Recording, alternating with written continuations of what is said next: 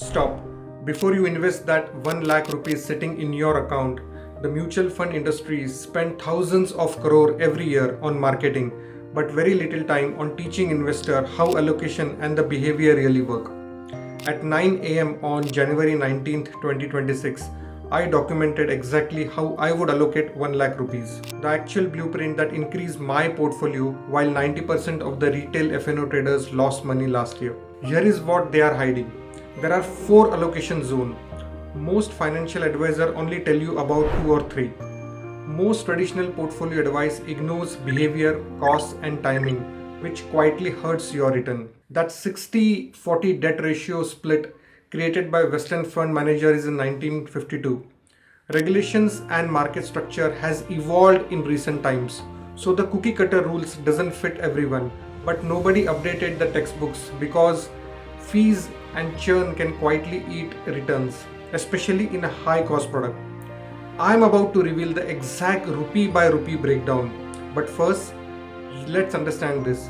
If you follow that WhatsApp group recommends, or what bank relationship manager suggested, or what that Instagram influencers has told you, you will start behaving like 90% of the retail traders who consistently lose money.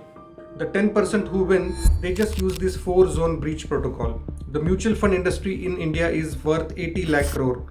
A large part of the industry thrives on complexity, churn, and investor confusion. They profit when you stay confused.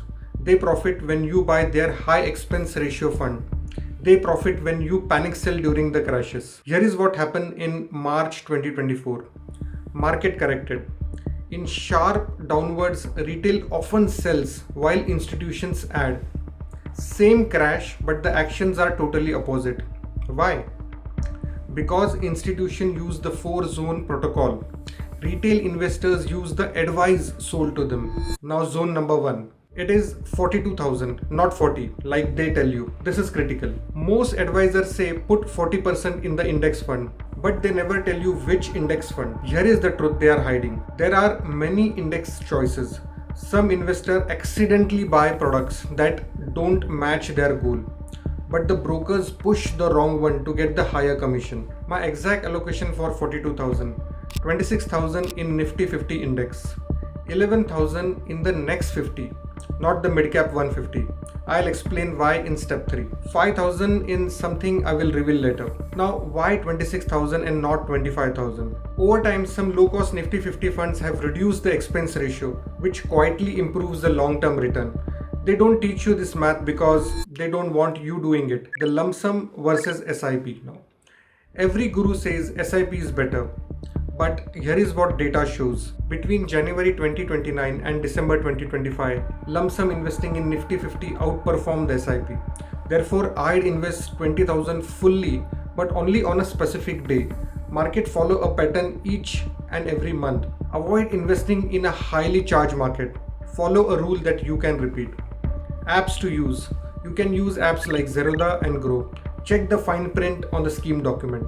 But here is a part that gets deleted from the finance forum. There is a 5,000 portion I haven't mentioned yet. This goes into what institutional or investment called as a asymmetric opportunity fund. More on this ahead. Don't skip ahead, you need to understand step 2 first. Now zone 2 is where most retail traders damage their portfolio. They are told buy blue chip stocks, but not exactly which stocks. I am allocating 20,800, something which is very interesting. Let's keep watching. So here is my selection for 2026. I'll put 6,000 in HDFC or ICICI Bank. Banking sector. India's banking sector is growing. Middle class is expanding. More people need loans, credit cards, saving accounts. Pick a strong bank. I prefer HDFC for stability. 6,000 in Reliance Industries. Now energy and telecom. Reliance is everywhere. Jio has changed India's internet landscape. The retail business is massive. Oil refining is strong.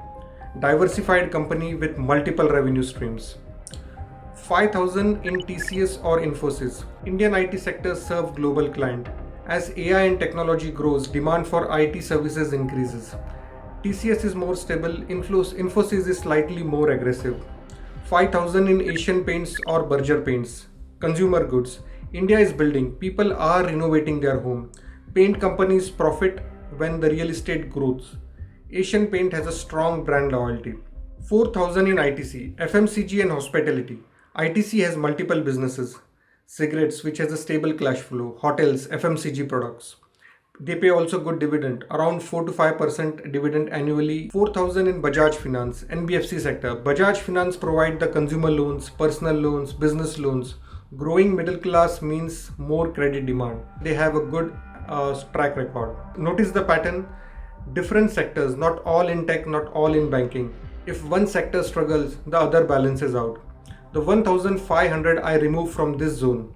It's going into zone 4, but you can't allocate zone 4 until you understand the timing mechanism in zone 3. This is where many advisors oversimplify because it's easier to explain. Zone 3 gets 19,200, not 20,000. That missing 800 combines with the previous 1,500, totaling up to 2,300. See in zone 4. Now growth stocks in 2026 are not what you think. So here is my actual growth allocation. I look for renewable energy suppliers with operating cash flows, EV component maker with OEM, diversification and fintech infrastructure players embedded in Indian system. I keep a small amount of 2,500 in an asymmetric bet. This violates the conventional allocation advice. Some investors keep a small optional bet bucket, but it should be capped and treated as a high risk. The growth stock timing secret. Don't buy all at once. Don't sip either. Use 33, 33, 34 breach protocol. 33% immediately. 33% when the stock drops by 8% from your buy price. 34% when it is further drop 15% or it rallies 23%, whichever comes first. This is how institution accumulates. Retail investors buy once and pray.